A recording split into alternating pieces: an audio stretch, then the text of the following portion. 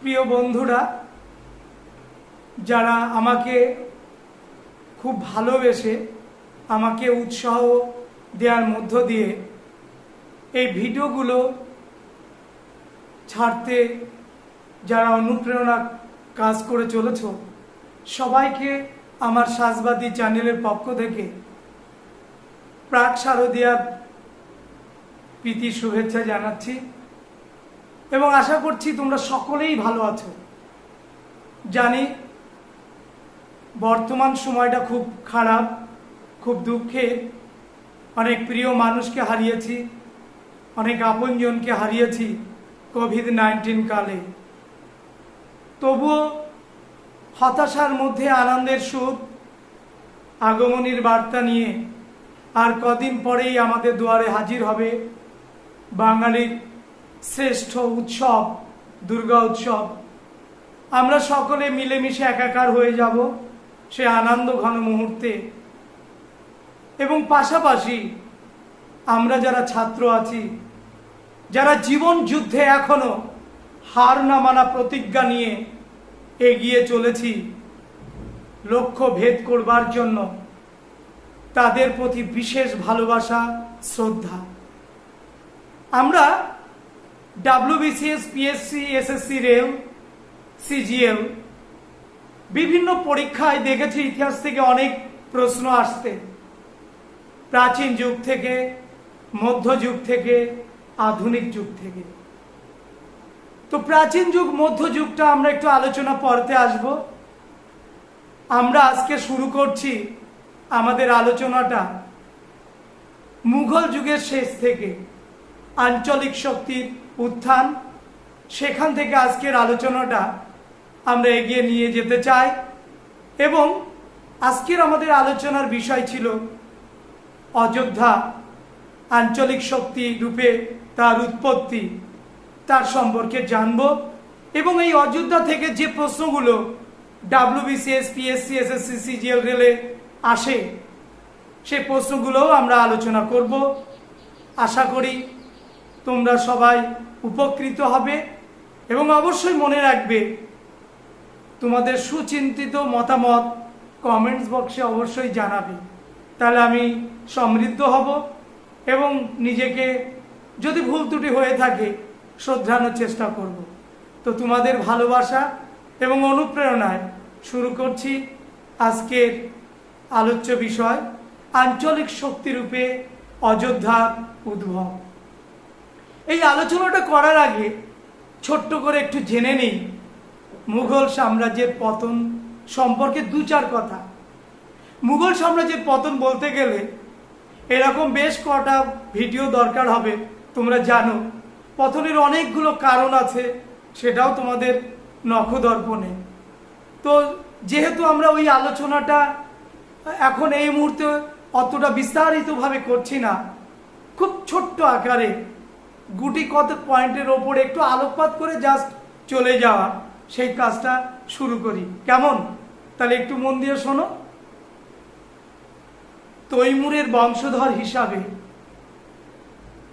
ঔরঙ্গজেবের শেষ মৃত্যুর দিন 4ই মার্চ তৈমুর বংশের শেষ শক্তিশালী মুঘল সম্রাটের মৃত্যুর মধ্য দিয়ে অষ্টাদশ শতকের প্রথমার্ধ থেকে মুঘল সাম্রাজ্যের ভাঙন দ্রুত গতিতে এগিয়ে চলতে থাকে। পার্সিভাল স্পিয়ারম্যান দারুণ বলেছেন এই প্রসঙ্গে। ঔরঙ্গজেব যে শক্তিশালী সাম্রাজ্য রেখে গেলেন, যে বিশাল মুঘল সাম্রাজ্য তিনি রেখে গেলেন, যে শক্তিশালী সেনাবাহিনী তিনি রেখে গিয়েছিলেন, যে দক্ষ সেনাপতি তিনি রেখে গিয়েছিলেন, তার মৃত্যুর পরে যদি কেউ তার মতো কোনো শক্তিশালী সম্রাট দিল্লির সিংহাসনে বসত, তাহলে বোধ হয় দিল্লির সিংহাসন মুঘলদের জন্য আরও কিছুদিন এগিয়ে যেত। কিন্তু দুর্ভাগ্য, ঔরঙ্গজেবের মৃত্যুর সাথে সাথে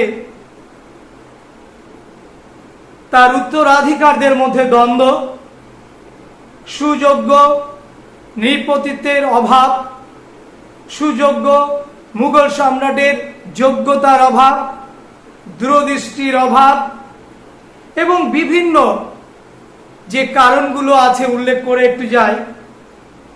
জায়গিরদারি সংকট, অর্থনৈতিক বিপর্যয়, বিভিন্ন ইরানি, তুরানি, হিন্দুস্তানি অভিজাত গোষ্ঠীদের মধ্যে গোষ্ঠীদ্বন্দ্ব, নাদির শাহের 9 বার ভারত আক্রমণে অর্থনৈতিক ধ্বংসস্তূপে পরিণত হওয়া, মোহাম্মদ শাহ আবদালির ভারত আক্রমণের মধ্য দিয়ে মুঘল সাম্রাজ্য পতনের দিকে এগিয়ে যাওয়া, সদ বিদ্রোহ, বুন্দেলা বিদ্রোহ, জাট বিদ্রোহ, শিখ বিদ্রোহ, একের পর এক মুঘল সাম্রাজ্যের পতনকে ত্বরান্বিত করে। এবং সেই সময় এই নৌকাটাকে ধরবার মতো, হাল ধরবার মতো কোন মুঘল সম্রাট আমরা দেখতে পেলাম না। ক্ষমতার দ্বন্দ্বে, একচ্ছত্র আধিপত্য বিস্তার করবার দ্বন্দ্বে নিজেরা বড্ড বেশি নজর দিয়ে ফেলে ওই দিকে। অনেক ঐতিহাসিক বলেন মুঘল সাম্রাজ্যের পতনে ঔরঙ্গজেবের ভূমিকাটা বেশি। কারণ হিসাবে তাকে রাজপুত নীতি, তার দাক্ষিণাত্য নীতি, তার ধর্মীয় নীতি, তার আমলে বিভিন্ন কৃষক বিদ্রোহ, জাট বিদ্রোহ, সৎ বিদ্রোহ, শিখ বিদ্রোহগুলোকে উল্লেখ করেছেন। কিন্তু পাশাপাশি আমরা মুঘল আমলে পরবর্তীকালে শাসকদের ভূমিকাটাও কিন্তু মুঘল সাম্রাজ্য পতনের জন্য কম দায়ী ছিল না। হ্যাঁ, ঔরঙ্গজেবের রাজপুত নীতি দায়ী ছিল, ঔরঙ্গজেবের ধর্মীয় নীতি দায়ী ছিল, ঔরঙ্গজেবের দাক্ষিণাত্য নীতিতে বেশিরভাগ জীবনের সময়টা কাটিয়েছেন। তার জন্য উত্তর ভারত এবং রাজধানী অরক্ষিত থাকার ফলে অভিজাতদের গোষ্ঠীদ্বন্দ্ব প্রবল হয়েছিল। কিন্তু পাশাপাশি একথা তো স্বীকার করতেই হবে যে ঔরঙ্গজেবের আমলেই সর্বোচ্চ মুঘল সাম্রাজ্যের সীমানা সারা ভারতবর্ষব্যাপী, ভারতবর্ষের বাইরেও ছড়িয়ে পড়েছিল। তাকে জিন্দা পীর বলা হতো। তিনি ধর্মীয়ভাবে হয়তো শিয়াদের কাছে তিনি উন্মাদ ছিলেন, কিন্তু নিজের সুন্নি হিসাবে নিজের পবিত্রতাটাকে তিনি বজায় রেখেছিলেন। কথিত আছে নিজের টুপি সেলাই করে তার অর্থ দিয়ে তিনি তার খাদ্যের যোগান তৈরি করতেন। অবশেষে নিজের আক্ষেপের সুরও তিনি গোপন করেননি। তিনি বলছেন, আমি একা এসেছিলাম, আমি একাই চললাম। জনসাধারণ বা প্রজাদের জন্য আমি হয়তো কিছু ভালো কাজ করে যেতে পারলাম না। ভবিষ্যৎ অনিশ্চিত, আমি হতাশ। এই আক্ষেপের সুরও কিন্তু একজন দূরদৃষ্টির শাসক যেই হন তিনিই কিন্তু ব্যক্ত করে যান। সেটাও কিন্তু আমরা দেখেছি। আলোচনাতে ঔরঙ্গজেবকে মহান করার উদ্দেশ্য আমাদের নেই, কিন্তু ঔরঙ্গজেবের যেটুকু কৃতিত্ব যে ছিল সেটাও কিন্তু উল্লেখ করতে হবে। যাই হোক, আজকের আলোচনাতে আসি যে অষ্টাদশ শতকের প্রথম দিকে ভারতবর্ষব্যাপী মুঘলদের বিরুদ্ধে একের পর এক জমিদার বর্গ, অভিজাত বর্গ বিদ্রোহী মানসিকতা নিয়ে বিদ্রোহ ঘোষণা করে দিল। সেই বিদ্রোহ ঘোষণার মধ্য দিয়ে কিছু কিছু আঞ্চলিক শক্তি মাথা চাড়া দিয়ে উঠল, যেমন অযোধ্যা, যেমন হায়দ্রাবাদ, যেমন কর্ণাটক, যেমন অবশ্যই বাংলা তার মধ্যে অন্যতম। ঔরঙ্গজেব বুঝতে পেরেছিলেন বোধহয় যে আমার মৃত্যুর পর এই মুঘল সাম্রাজ্যটা ভেঙে চুরমার হয়ে যাবে তাসের ঘরের মতো। তাই তিনি উইল করে গিয়েছিলেন জীবিত অবস্থায় তার 3 পুত্রর নামে। তার 3 পুত্রর মধ্যে তিনি উইল করে গিয়েছিলেন মুয়াজ্জেম, আজম এবং অবশ্যই আমরা জানি তার 3য় ছেলে, তার নামেও কিন্তু তিনি উইল করে গিয়েছিলেন। কিন্তু দুর্ভাগ্য যে এরা ক্ষমতার দ্বন্দ্বে এবং ইরানি তুরানি হিন্দুস্তানি এই গোষ্ঠীর পায়ের তলায় নিজেদেরকে সঁপিয়ে দিয়ে মুঘল সাম্রাজ্যের পতনকে আরো দ্রুতগামী করেছিল। তার মধ্যে তার 3 পুত্রও কিন্তু ছিল। ঠিক সেই সময় আমরা দেখব অযোধ্যা রাজ্যের উৎপত্তি। তো এসো সে অযোধ্যা রাজ্যের উৎপত্তি কার হাত ধরে হলো একটু আলোচনাতে আসি। অযোধ্যা, যেটা বর্তমান, আমি বোর্ডে লিখেছি তোমাদের বোঝবার জন্য, দেখো বর্তমান এলাহাবাদ, কানপুর এবং বারাণসী, এই 3টি অংশ নিয়ে আজকের বা ওই আমলে যে অযোধ্যা রাজ্যটি গড়ে উঠেছিল সেখানে এই 3টি অংশ নিয়েই অযোধ্যা রাজ্যটি। এর প্রতিষ্ঠাতা কে জানো? এর প্রতিষ্ঠাতা হচ্ছে সাদাত খান, যিনি এসেছিলেন মধ্য এশিয়ার খোরাসান থেকে। মধ্য এশিয়ার খোরাসান থেকে। আমরা বলেছি যে অষ্টাদশ শতকের প্রথমার্ধ ছিল কিছু বীর ভাগ্যান্বেষীর অধ্যায়।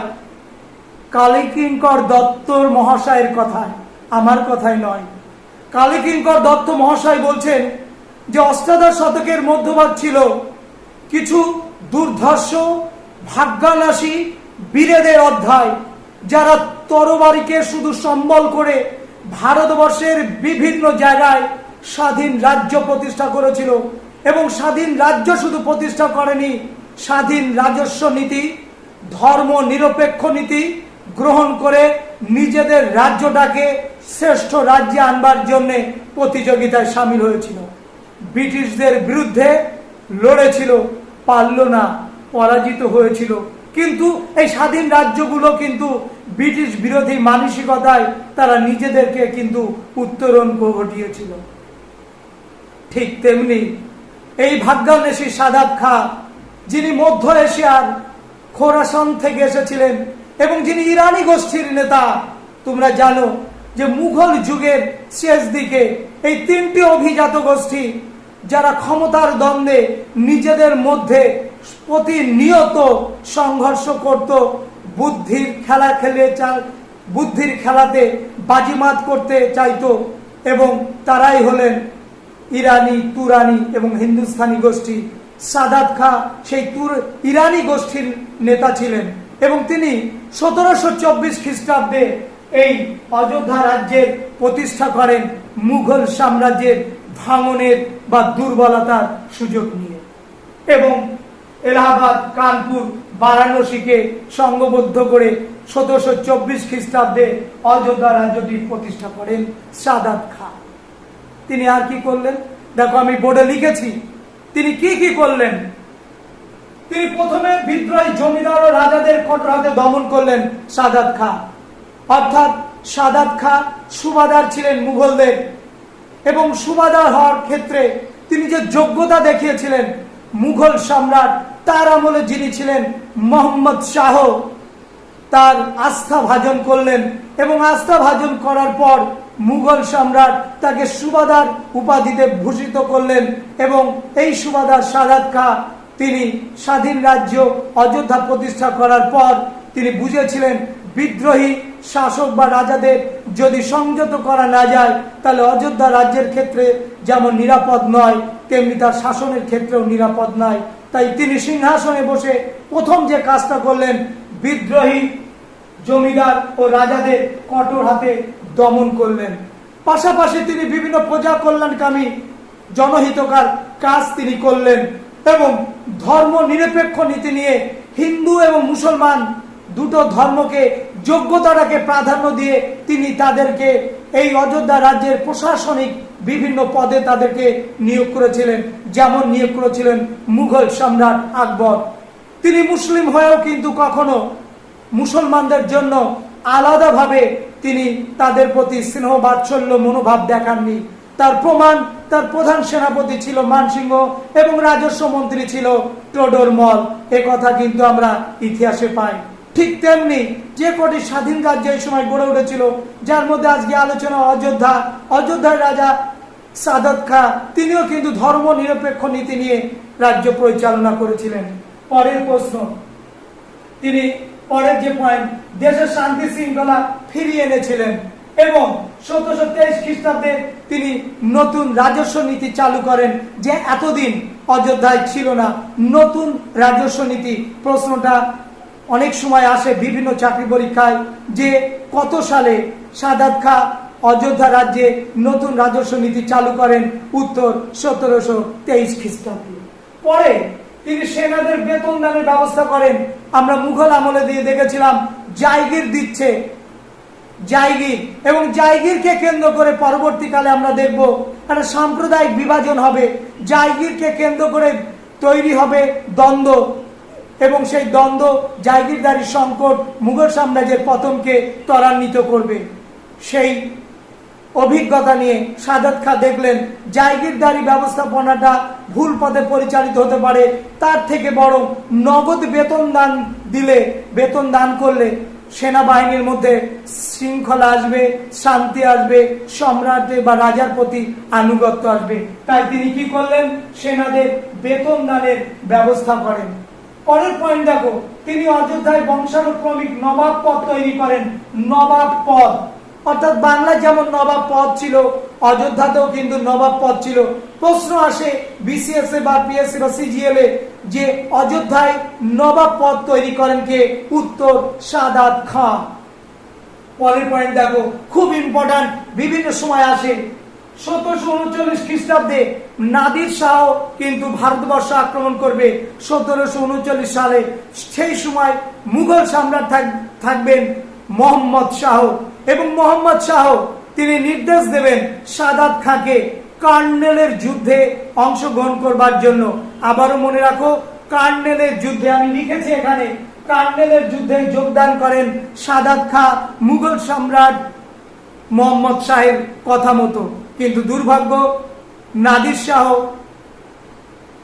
পরাজিত করবেন সাদাত খানকে এবং সাদাত খান বন্দী হবেন, এবং বন্দীরত অবস্থায় 1739 খ্রিস্টাব্দে তার মৃত্যু হবে, অর্থাৎ তিনি আত্মহত্যা করবেন।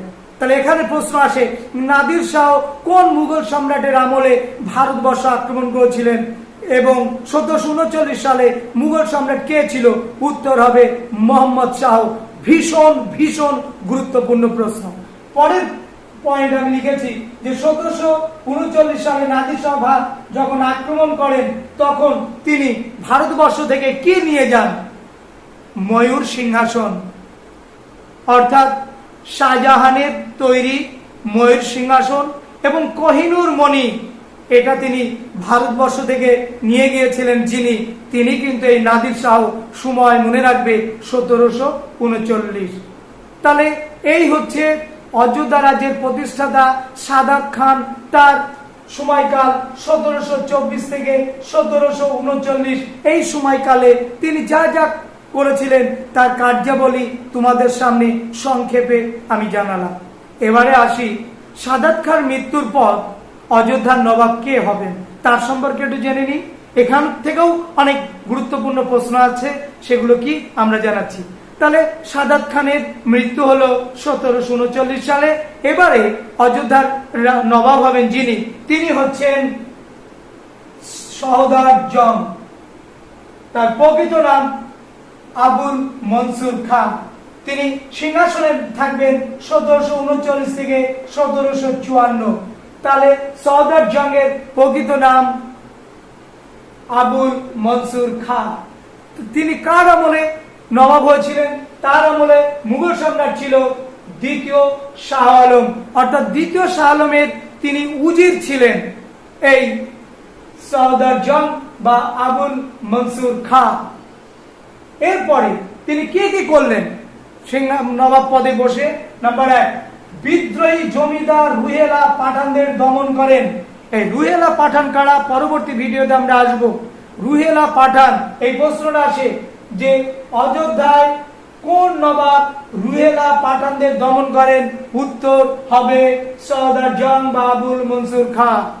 পরে তিনি যেটা করলেন, মোহাম্মদ শাহ আবদালী, যার আমলে বা যার আক্রমণে মুঘল সাম্রাজ্যের অর্থনীতি একেবারে ভেঙে পড়েছিল, তিনিও একজন বহিরাগত আমাদের লুণ্ঠনকারী মোহাম্মদ শাহ আবদালী, যেমন নাদির শাহ, তিনিও ভারতবর্ষ 9 বার আক্রমণ করেছিলেন, তিনি হচ্ছেন বহিরাগত লুণ্ঠনকারী। তেমনি মোহাম্মদ শাহ আবদালী, তিনিও একজন লুণ্ঠনকারী, তিনি আক্রমণ করেছিলেন।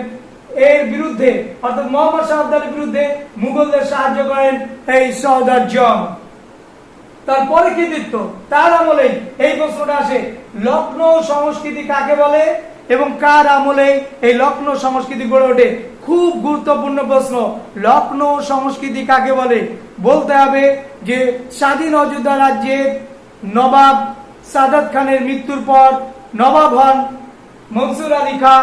তার আমলে অযোধ্যার লখনৌকে কেন্দ্র করে যে সংস্কৃতি গড়ে উঠেছিল তার নাম লখনৌ সংস্কৃতি।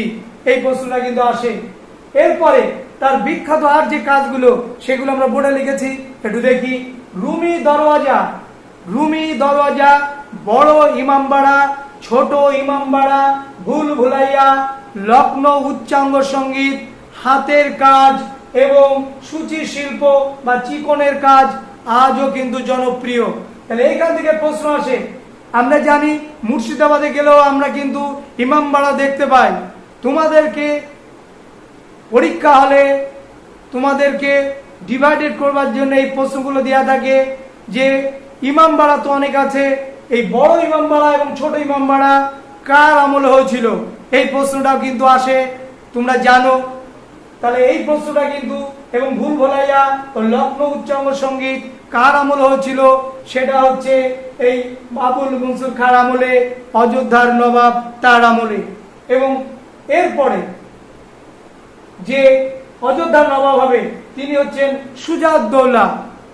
সুজাউদ্দৌলা 1754 খ্রিস্টাব্দে নবাব হবেন এবং তোমরা সুজাউদ্দৌলা সম্পর্কে কিছুটা জানো, কারণ সুজাউদ্দৌলা তিনি 1764 সালে বক্সার যুদ্ধে বাংলার নবাব মীর কাসিম এবং দিল্লির মুঘল সম্রাট শাহ আলমের যৌথ বাহিনীর সঙ্গে ইস্ট ইন্ডিয়া কোম্পানির সঙ্গে যুদ্ধ করবেন এবং সেই যুদ্ধে তাদের পরাজয় হবে 1464 খ্রিস্টাব্দে। এটা তোমরা জেনেই থাকো।